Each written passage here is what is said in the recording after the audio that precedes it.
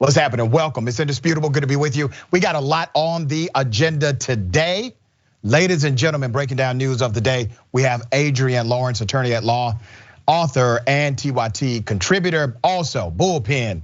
The debate will be with Kristen Hawkins, president of Students for Life of America and Students for Life Action. She wants to debate with me about pro-life versus pro-choice. So we will break that down, should be quite interesting. Let me go to my first story of the day. Oregon, yep, Newberg, Oregon. A staff member showed up to work in the school in blackface saying that, hey, I'm Rosa Parks. And this was in protest of mandates in the school system for vaccines.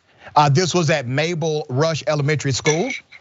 This was a protest and misguided, obviously, and ridiculous. Let me go to the graphic. I want to first explain, why blackface is offensive. Let's go to the graphic first. A lot of people have a misconception of the offense connected to blackface. You see, that's the same person that this was promoted as a theatrical thing, right? So white people would do theater and put on blackface with these extremely exaggerated physical characteristics in order to make fun of, to ridicule, to criticize physically black people. And then when black people weren't allowed to do theater years later, black people in theater were forced to wear blackface as well. Why? Because white patrons did not want to see their natural black skin. So literally, black folks had to show up in blackface because white people who paid for the tickets were offended by their blackness. That's some of the history. Naturally, this became an issue again in the 60s and beyond. So this particular staff member decided it was a good idea.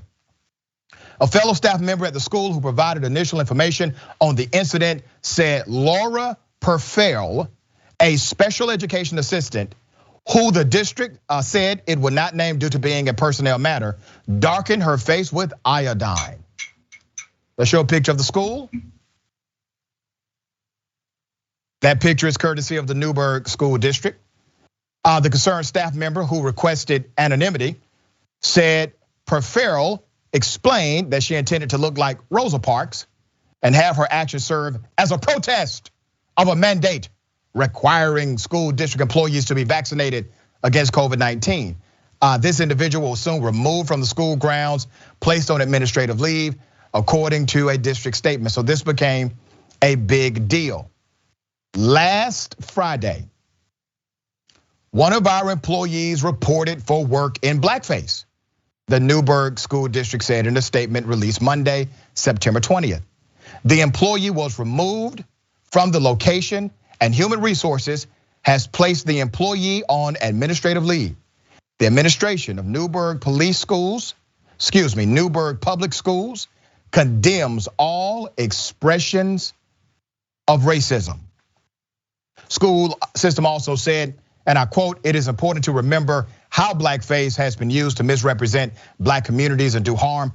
We acknowledge the violence this represents and the trauma it evokes, regardless of intention." But that's not it. You see, this is the same school system that was just in the news.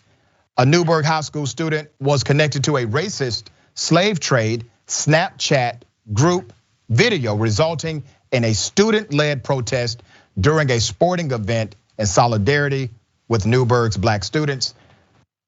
One parent said, "It seems like we are in the news every day for something else race-related." Many in the community went to the local news and said they want to make sure that people know that citizens of that community do not act like this. These are not citizens that represent them, nor their belief in diversity, but obviously problematic. Adrienne, what are your thoughts? Well, I think that these individuals should really check themselves, because clearly this is a representation of your community and the individuals around you if this is what continues to happen in your community. As for that special ed assistant who showed up in terms of blackface, first of all, probably not the most educated individual, as Rosa Parks was pretty light-skinned of a black person. So if this individual wore more than bronzer, she was probably doing it wrong to begin with. But then also just to be doing blackface and think you're going to equate that some way, somehow to this pandemic and mask wearing, it also shows the ignorance of the fact that segregation is a whole different ballpark when we're talking about Jim Crow laws, racism, and the oppression that's going on, as opposed to actual medical vaccines to save lives. The fact that this person is trying to put these on equal platforms, it speaks to their level of ignorance, and they should not be in the education system no matter what. It's amazing to me that so many people who will say things like systemic racism no longer exists. That was just back in the 60s. It's not like that today. They will evoke dynamics and elements of the 60s of Jim Crowism in order to make their narrative work for them today. Still a massive disconnect. Let me go to this next story, because I told my production team it was really important for us to highlight the new development in this story. Initially, I reported on a story based on the information that was available at that time. There's now an update, and we're going to update that story in full, not only live, but also on our YouTube post, okay? This is the story about the incident at Carmine's in New York City, where a family from Texas got into a fight with the hostess and they were arrested. Let me remind you of that video. Here it is.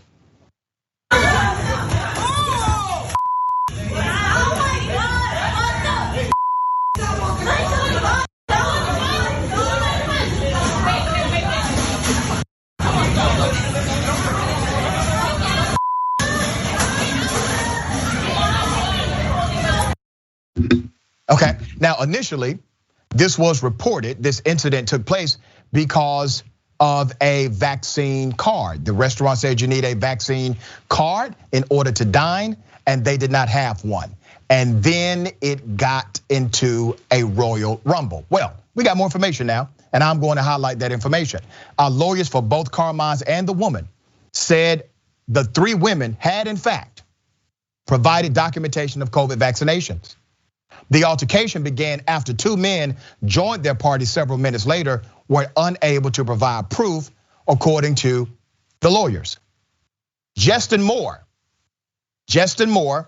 a lawyer who represents one of the women, Keita Nkinji Rankin, said that the hostess used a racial slur and spoke condescendingly to the patrons, suggesting that their vaccination cards were all fake. He also said the Texas woman claimed that the hostess assaulted them. Now remember, we don't condone violence whatsoever. If there's a racial slur here, here's the reality. Sometimes a negative cause and effect reality will happen because of that. In this story, there's no disagreement about the fact that many already presented an actual COVID vaccination card. No debate among the lawyers about that. And according to one of the young women from Texas, it was actually the hostess who assaulted first. The hostess began spouting out derogatory comments and speaking with two of the women. They claimed that the N-word was being spewed out, Mr. Moore said in an interview. They also heard the hostess say, yeah, you guys can leave my restaurant, or something very aggressive like that. When Dr. Rankin hears that, she turns around and addresses the hostess. She tells her, this isn't your restaurant, you're just a staff member here. Please address us with respect. I wanna make sure that for the record, we provide the full update for that story. It was a wild story in the beginning. Once again, we do not condone violence whatsoever, but nuance and context does matter. Adrienne?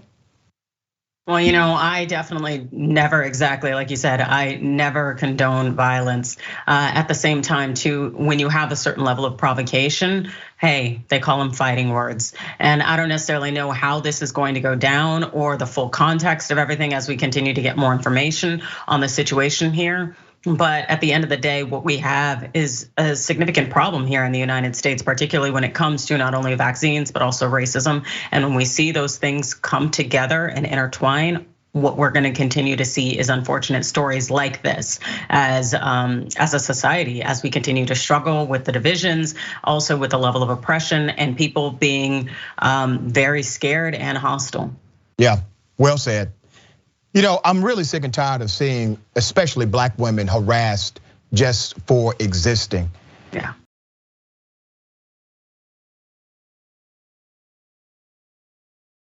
Here's a man who decided to call a Black woman suspicious, and this is how it went down. Play the video. Okay. And I'm posting this, so because this is discrimination. Yes, it is. Yes, it is. Because you asked no questions. You didn't say, "Ma'am, do you need help? Are you okay?" First thing you said was, "You look suspicious." Period. Yes, you did. Period. Yes, you did. That's why you said you was calling the sheriff, because you said I look suspicious. No, sir. No, you didn't. You said I look suspicious. Number one is not. No, I'm not. No, I'm not. No, I'm not. No, I'm not. No, I'm not. And everybody's going to be able to see this. Everybody's going to be able to see this. Everybody is going to be able to see this. You're in my neighborhood. You're sitting in your car. You have no plates. You didn't know if I'm waiting on my daughter to get out of school from pre-K. Stupid ass. Get the sheriff over here. Yeah. Y'all see him? Y'all see him? Y'all see him? Y'all see him? Minding my business, and you want to tell me I look suspicious? You wanted to say I look suspicious because of what? The color of my skin. The color, yeah, roll it up. You stopped because I was black. If I was white, you wouldn't have did that. If I was white, you wouldn't have did that. No, I'm not going to stop. You harassing me.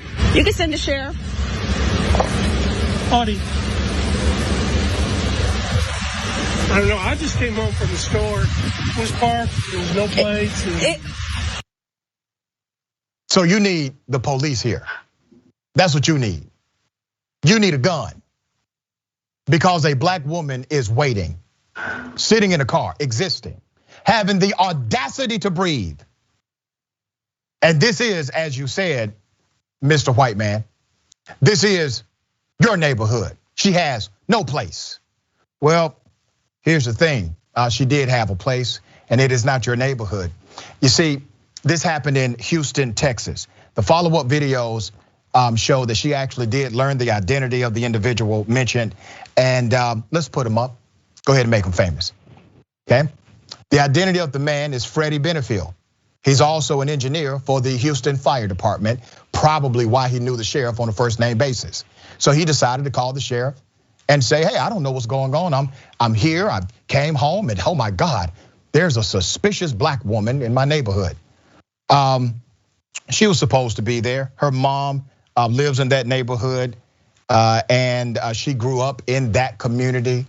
Family still lives in that community. Her child plays in that community. Definitely not his neighborhood, okay? Her videos were also getting reported on and removed for harassment and bullying, which she rightfully found hilarious, as indicated from this TikTok sharing that info. Here it is, let's put it up.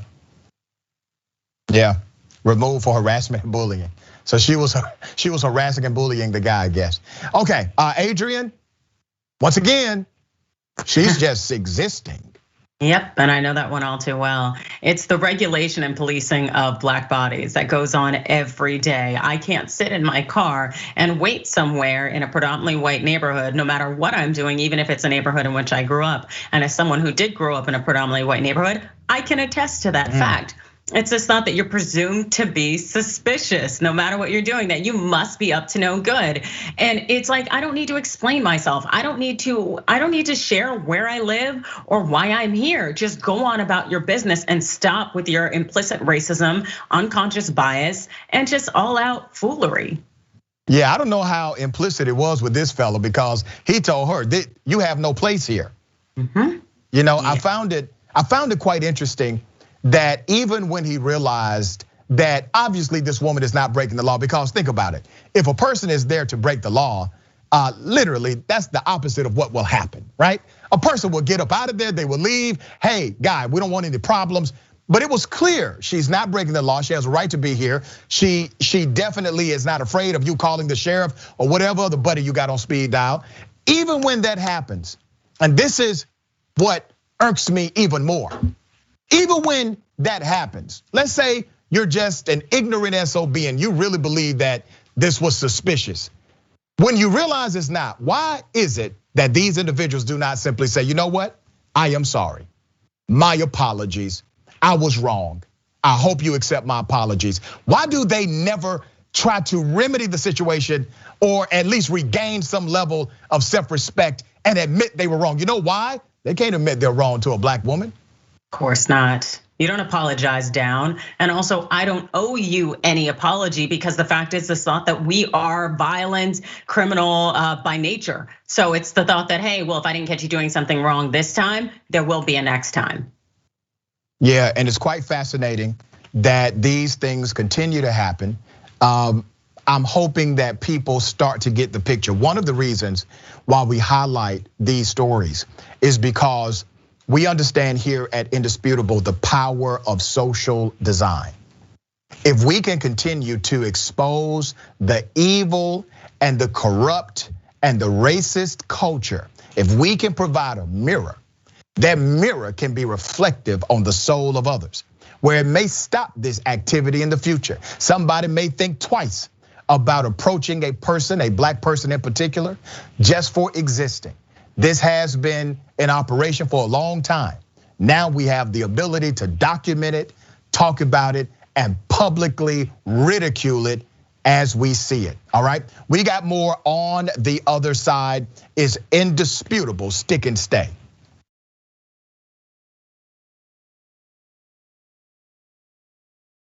What's happening? Welcome back. We got a lot of viewer comments. Let me get to it. Before I do that, I want you to remember the Indisputable podcast. We've already launched it. Go ahead and check us out at Acast, all right? Acast, make that happen, or wherever you listen to podcasts, search for Indisputable with Dr. Rashad Ritchie. Click follow and rate us with 5 stars if you enjoy the programming. I thank you in advance. And we got that I Wish a Karen Would merch. Doing very well, by the way. And I Won't Stop Tees available now, shoptyt.com. We got more coming, okay? Don't fret. We got hoodies. We got all kind of stuff. Coffee mugs. I'm even going to have a book bag collection. All right? It's gonna be good stuff. Make sure you go to shoptyt.com. Thank you for the support. All goes to a worthy cause. Twitch. Remember, programming taking place. My big homie, Deep Dive with Jordan Yule, twitch.tv/TYT, right after Indisputable, okay? And the conversation live today, 5:30 p.m. Eastern time, 2:30 p.m. Pacific time, tyt.com/live before the Young Turks. Jake gets into a fierce debate with the conservative over the US withdrawal from Afghanistan. Make sure to subscribe so you can get all of these amazing interviews, and they are amazing. Subscribe at youtube.com/TYT conversation, all right? TYT member Kelly O'Hara, my poet. Now, I read some of this beforehand, but I gotta say, Kelly is dropping bars every time. Don't call it a comeback, it's been here for years. White folks using blackface to stoke those jeers. You work with kids and this is the example you set. Well, I promise this lesson you'll never forget. Want to protest vaccines? It's wrong, but it's your right. But you're acting racist, so you lost this fight. That's just a mic drop situation right there. Bars. Thank you for that, Kelly. Diana, her behavior is the height of false equivalency. More importantly, gross racism. She's no Rosa Parks. Unbelievably offensive. That's right. Jambogino, throwing a racist temper tantrum during a public health crisis isn't a civil rights protest. This woman needs to check her history and privilege. Mickey C, the silver-haired dragon. His words say it all. You're sitting in my neighborhood. Yep. Super chat. Sticks Dragon says iodine doesn't wash out easily. She's going to have that color for a bit. Yeah. Laura Estrada. I can't handle that she is a special needs teacher. So ashamed. Trisha Briggs, thank you for that. Just wanted to give you a shout out, Dr. Richie, your activism and advocacy, admirable. I look up to you, a true American hero. We appreciate you. Well, Trisha, I appreciate that. And I appreciate you as well. And don't look up to me, we look side by side, all right? All of us, co-equals. Break it down. Adrienne hits the nail on the head. Once again, white people trying to equate their plight with the civil rights and injustices of black people. Yeah. I'm not even going to try to pronounce this. YVNGKXNG. Come on, what you doing to me? All right. Adrienne, great co-host choice. Doc, swear, Indisputable is one of my most favorite shows. Can't wait to hear them famous words. Welcome to the bullpen, baby. It's coming. She'll be a doozy today, and thank you for that. Dark Line says he can't win with this woman, but he's the idiot because no man can win in an argument against a woman. Exactly. If you're smart, you just stop arguing while you're not ahead. We got more. Ladies and gentlemen, I wish a Karen would. You want to call the police on them for having a barbecue on a Sunday? I feel free. Back off! I'm going to tell them there's an African-American man threatening my life. Reason for you to justify me or judge me? I am not judging you, ma'am. You are, sir. No, I'm not. Tom, I'm not judging you. can I'm you here please to. be your manager? Because it's I am the okay. manager. Somebody higher up, sir. What? I'm asking you to leave property for your actions and behavior. Not a problem, Tom. But I needed a urinate. And I needed to pee on my. There's been times where I have to hold a cup for my job, Tom. I am a teacher, a speech therapist, sir. I literally have to urinate in a cup. Because I don't have time to go to South Central on Slauson and Crenshaw to urinate, sir. I cannot believe you're judging me. Yeah, I need a I'm manager. I say okay. I went to Alani, to Hawaii in April, Tom. I pay for your paycheck, sir. Everybody else is here. Just so you know, I'm not a freeloader. I never said that. I'm just putting it out there. So I'll give you time to discuss the parking arrangement. Thank you, sir. Unfortunately, I will leave. Fascinating. This Karen said, I pee for your paycheck, Tom. I mean, I've heard a lot of defenses before. And yes, some of them have been because people got caught peeing in public.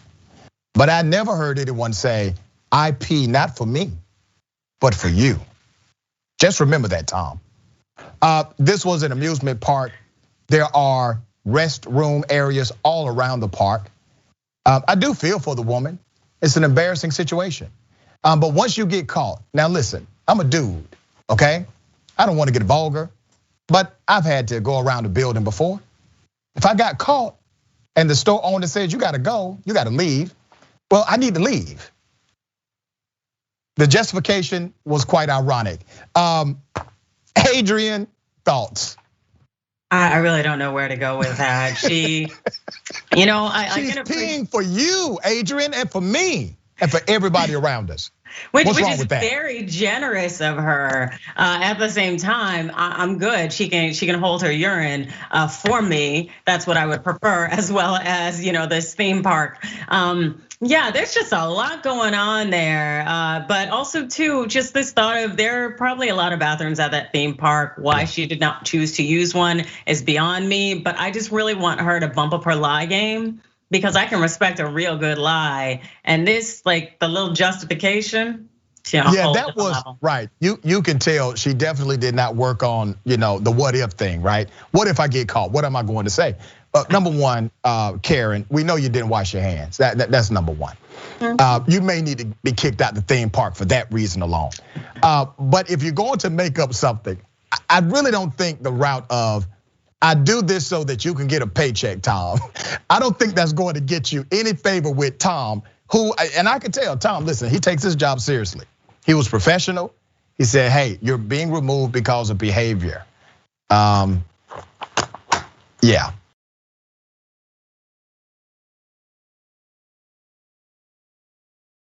All right, guess what? Double dose. You want to call the police on them for having a barbecue on a Sunday? I feel free. Back off. I'm going to tell them there's an African-American man threatening my life.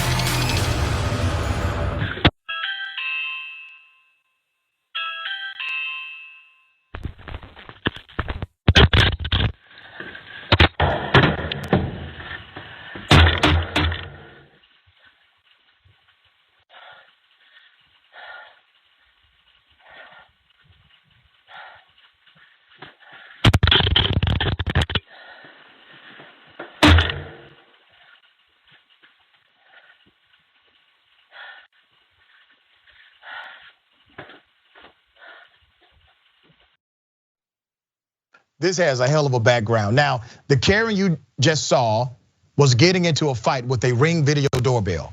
Now, I don't know if this Karen understands the design of a Ring video doorbell, but it has a video on it. According to the TikToker, the neighbor who posted this particular Karen lives underneath her and is a light sleeper or does not like the bumping around or the noise in the apartment. I've stayed in apartments, it happens, okay? But this Karen approached the Ring video doorbell in order to engage in physical combat. I will say this, I'm going to get me a damn Ring video doorbell. I had no idea they were that durable, none. The TikToker did go back on social media to talk about how this problem continues to persist and how the individual below her has been a consistent Karen. Adrienne, isn't this destruction of property or something? What is this? Oh, absolutely. Destruction of property, she could be sued, civil liability. You know what, it's just, individuals really need to work on their forms of communication, because if she has concerns, she can use her words like an adult as opposed to using her little balled up middle of the night, probably drunken fists. It seems like we're not really evolving as a society when we see Karens like this try to handle conflict in very less productive ways. And this was 4 o'clock in the morning. And when I see videos like this, Adrienne, I ask the question, what's your end goal? What is the end result here? Okay, let's say you successfully attack the Ring video doorbell. How does that solve the problem here? Let's say you destroy the property. How does that change anything here?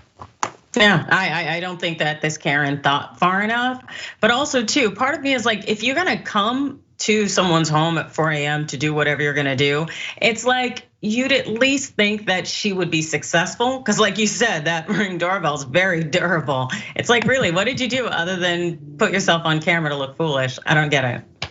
Yeah, and the individual who lives there is a woman of color, a young woman of color at that.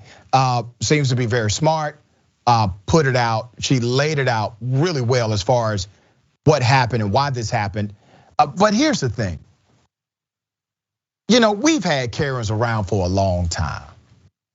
And I do see some change, right? I see videos now where people are standing up to the Karenicity. You see anti-Karens popping up all over the place, but it's rooted once again in privilege. It's rooted in privilege.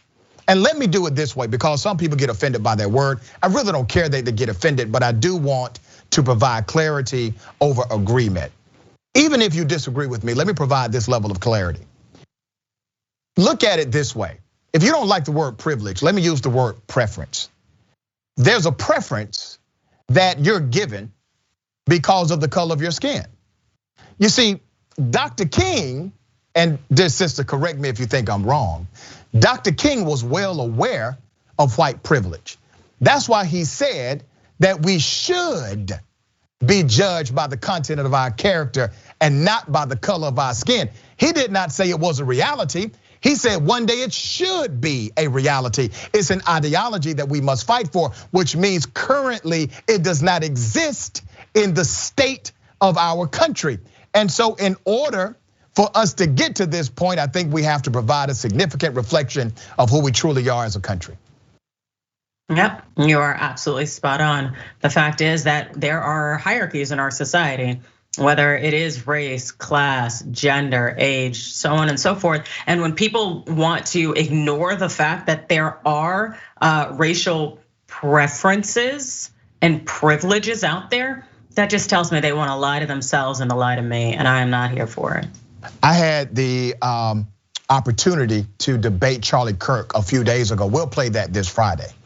And Charlie Kirk tried to make an argument that it's not race, it's class. And the disparities that you see, and this is really kind of a common default for many Republicans who cannot explain the data of racial disparity. So they say, oh, no. It's all about class. And so here's my pushback on that. And I didn't get time to really go into deep detail with brother Charlie Kirk. But the pushback is class is a perceived dynamic. It's a perception. Yes. So that means if you perceive class and race connected, then it's a difference without a distinction. It's a distinction without a difference because you look at it through the same lens of your social and racial bias.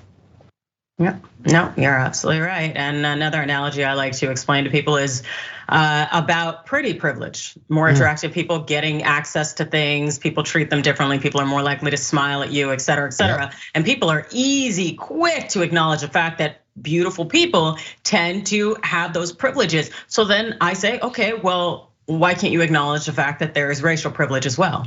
Because clearly you can acknowledge that physical features play a role in how people are treated. So why wouldn't melanin count also factor into that? That's such a damn good point, Stolen. I'm gonna make that point at some point in my future. And I will give you the credit, attorney, because that is a very remarkable rebuttal to anyone who says things like, I do not see color. No, you see color. You see what you perceive as beauty. You see what you perceive as strength. You see all of it. You see every bit of it. Your denial of it does not make it so. It doesn't mean it's a reality just because you say it. All right, very good point. Adrienne, I appreciate you. We got more on the other side. It is indisputable, stick and stay.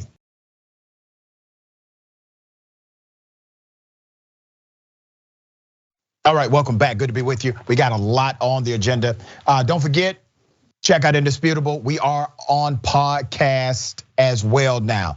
Go to Acast, the Acast app, or wherever you get your podcast. Search for Indisputable with Dr. Rashad Ritchie. Follow us, rate us 5 stars if you enjoy the programming. Also, Indisputable merch available, just got released. I Wish a Karen Would, and I Won't Stop Tea is available right now. Shop TYT.com. Watch the conversation live today, 5:30 p.m. Eastern time, 2:30 p.m. Pacific time at TYT.com/live. Before the Young Turks, Cenk gets into a fierce debate with a conservative over the US withdrawal from Afghanistan. Make sure to subscribe and watch all of these amazing interviews at youtube.com/TYT conversation. And don't forget, right after Indisputable, the big homie deep dive with Jordan Yule. That's twitch.tv/TYT. There's a Border Patrol agent, at least one, living a white supremacist fantasy. He's been caught using a whip. And I know people will say it's not really a whip. Do you think that matters to the person on the other side of the damn thing? Using it like a whip on Haitian asylum seekers. Let's put the graphic up. Okay? Now, you know what this reminds me of? This reminds me of the pictures I would see and the videos I would see of children, black bodies being hosed by those in authority. by those who had public trust placed into them. This reminds me of how they used to round up black folks like cattle. You see, this is unacceptable. And you know what else is unacceptable? The Biden administration's response to it, unacceptable. 100% hypocritical. You all have seen it. This footage started going viral yesterday for sure. Here's what the press secretary said. Jen, a follow-up question on Haiti. There are photographs and reports of border agents on horseback using what appear to be whips on Haitian migrants. Does the administration view that as an appropriate tactic? Can you speak to that? There are people who are upset about it. Yeah, understandably so. I've seen some of the footage. I don't have the full context. I can't imagine what context would make that appropriate, but I don't have additional details. And certainly, I don't have additional context. April, I don't think anyone seeing that footage would think it was acceptable or appropriate. I know you said that there's no context that it would be seen as inappropriate. So the question really is, why would this be happening under the Biden administration? Is this going to stop? What would I wonder sort of what are going to be the consequences if what we're seeing is what we're seeing? I mean, Yamiche, it's all good questions. We just saw this footage. It's horrible to watch. I just have to get more information on it. Again, April, I don't have more information on it. I've also seen the video. I can't imagine what the scenario is where that would be appropriate. I'm certainly not suggesting that, but we've just seen the footage earlier this morning. If this is what we see, is it the president's stance or the White House's stance that whoever these border agents are using what seems to be whips on migrants, that they would be fired or at least never be able to do that again? Of course they should never be able to do it again. I don't know what the circumstances would be. It's obviously horrific, the footage. I don't have any more information on it, so let me venture to do that, and we'll see if there's more to convey. Karen, go ahead. I think, April, I absolutely understand your question. I think I've been very clear about how horrific the footage is. I don't have more information. As a U.S. official, I have a responsibility to get more context and information. As a U.S. official, you just said, of course they should not be able to do it again. But I don't know exactly what they did because I have no context to tell you what they really did. But no, they should never do that thing that I cannot explain to you what they did. They should never be able to do that thing again. You're double talking. Now, sometimes I got friends that work at the White House. They will not tell them certain things so that they can have plausible deniability. They do this routine. It's politics, okay? I'm not sure exactly how much she knew, but I do know this.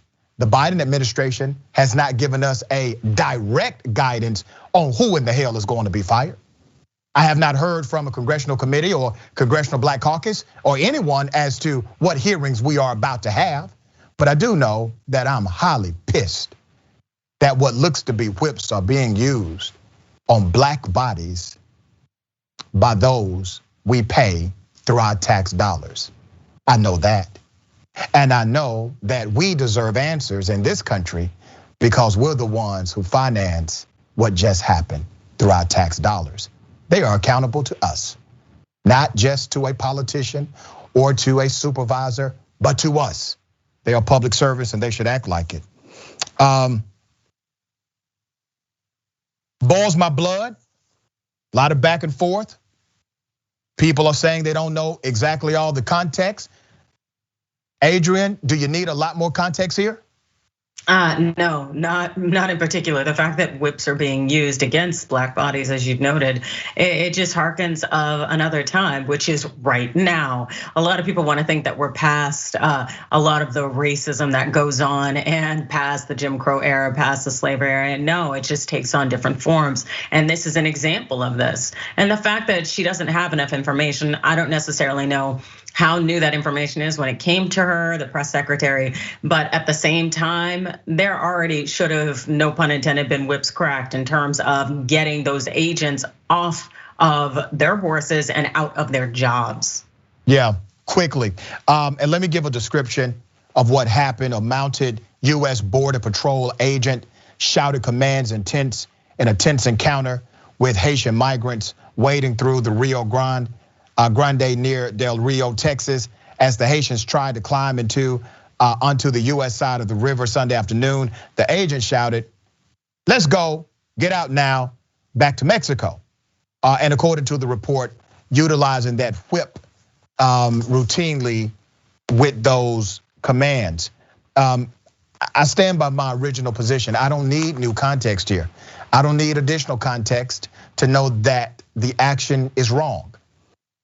I do need more information about how deep it goes, because right now, I do not believe this is the only Border Patrol agent doing something like this. I simply don't believe that, not at all. So I need to know how deep this goes. I need to know how far it stretches and how long it has been happening. Because once again, ultimately, these individuals are connected to money I pay, damn it. And I don't want my money going for things like that. Now, there's a whole lot of stuff I can't control. I fight. I can't control if this country wants to blow people up and kill them. It's called war. I don't want to go to war. I can't control that. They take my tax dollars, they take your tax dollars, and they do what they choose when it comes to combat. But this is something domestically that we at least should have much more influence over, because these individuals work for the domestic safety of this country as well. Adrienne, am I out of line here? No, not at all. This is completely and totally unacceptable. There should be no circumstances under which this was appropriate behavior and a way to handle individuals. And the fact is that you're absolutely right. This can't be the first time. We've seen a lot of how the migrant populations have been treated by Border Patrol and by federal agents. And it just really shows the lack of humanity for people so long as they have a certain melanin count. Yep. And listen, I know there are some Democrats who are going to reach out to me, and they are going to be bitter because I talked about Biden. I'm talking about Harris too. I need decisive leadership on this. I am disappointed because I thought in matters like this, they at least would get it right sometimes. I'm not hearing anything, all right? So whatever Democrat wants to bring me smoke for holding the powerful accountable, bring it. But here, this is a show of truth, because I guarantee you, if this happened under the administration of Donald Trump, you will get the same smoke for Donald Trump that I'm giving to Biden, all right? That's how we do it here. Let me go to the next story. The police are so corrupt in this particular city that 2 former cops are suing them because of their use of the N-word, because they would put KKK magazines inside of black police officers' lockers, and this was consistent. 2 former Millersville police officers have now sued the city and police chief Mark Palmer for intimidating them right out of the job. Let's put up a picture of the chief. There he is. City of Millersville. In the 28-page document, Robert Black and former Sergeant Josh Barnes describes routine painstaking detail numerous times when officers and Chief Palmer routinely used the N-word. These comments were made in front of Barnes, who was black, and Robert, who has a biracial son. Robert detailed multiple stories about how his fellow officers bullied him because of this. But things only got worse after the protesters began marching in honor of George Floyd. Robert says the chief would often refer to black protesters as animals, and made comments with other city officials where they talked about what they would do if protests ever made it to Millersville. You see, they planned for corruption and violence against black people. At one point, Robert said he had enough and used a fake name in social media to put out a call to action. He described the systemic racism within the department that led back to another prior lawsuit where Chief Palmer was accused of placing a KKK magazine in a black officer's locker. This the damn chief doing it. Put up his picture again. That's the chief. Now, if he's doing things like this, do you think he's the guy who will properly investigate an accusation of abuse against a black citizen by one of his cops? Of course not. He's abusing black cops. The KKK publication is not something you can get at the library. You can't buy it at the 7-Eleven. These publications are like homemade, produced on someone's printing press. Is hate literature,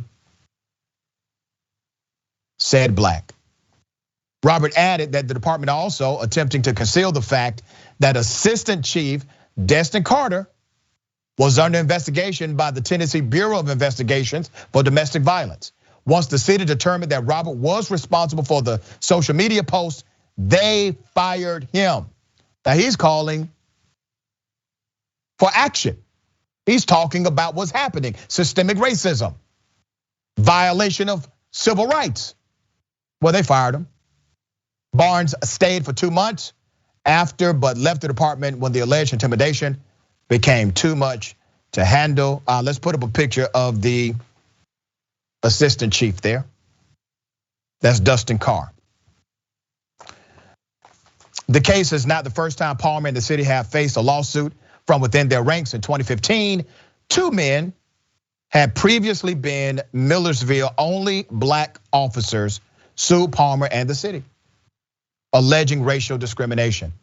In their lawsuit, which was dismissed with prejudice in 2016, both men claimed the chief told each of them, "I don't like N-words."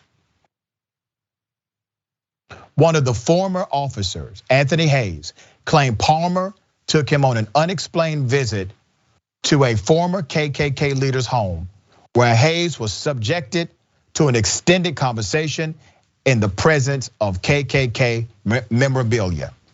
Hayes and the other former officer, Brian McCarthanis, claimed to have been forced out of their post after they accused the Department of Racism. Once again, put up the picture of the chief. First of all, he has access to KKK magazines. Those are hard to find, by the way. Only a few printing press exist that will print them. He's putting them in Black people lockers. Accusations that he calls Black cops the N-word, says he does not like the N-words, and then drives an officer to a KKK leader's house. I guess that's the initiation. Adrienne? Well, I think what we're seeing here is the reflection of how a lot of police departments, unfortunately, are truly infiltrated, if not in association with unfortunate hate groups or racist outlets. And the things that these individuals have had to endure, it's wrong. And when people talk about Blue Lives Matter, we see that there is a line there, and that line is the color line, and that also stops. And also knowing that these individuals have been subjected to lawsuits, this really seems to speak to me that the Department of Justice needs to intervene and truly weed out this particular law enforcement unit, because they can't protect their citizens. They can't protect anyone, especially when they're out here essentially uplifting and participating in hate groups. Yeah, and listen, if they don't do something, Adrienne, we're going to be reporting on a tragedy right out of that city. Right now, you have whistleblowers. The whistleblowers are either Black or they are deeply connected to Black culture. One has a biracial son, but it's white. The issue is, right now, it's in front of you. This city has a decision to make. City council, the mayor, the police chief has to resign. But we know this, they will not do so voluntarily. All right, so you all have to get to cracking real fast. Adrienne, always a pleasure. How can people get your book, check out all of your great stuff, and follow you on social media? Yeah, well, you can follow me on social media at Adrienne Law on Twitter, at Adrienne Lawrence on Instagram. As far as my book, Staying in the Game, the playbook for beating workplace sexual harassment, that can be found in the TYT store, as well as everywhere you can buy books. Awesome, always good to have you on the program. Thank you. Thank you. Ladies and gentlemen, remember, take care of yourself, take care of each other, and take care of the planet. And remember, the truth is always indisputable.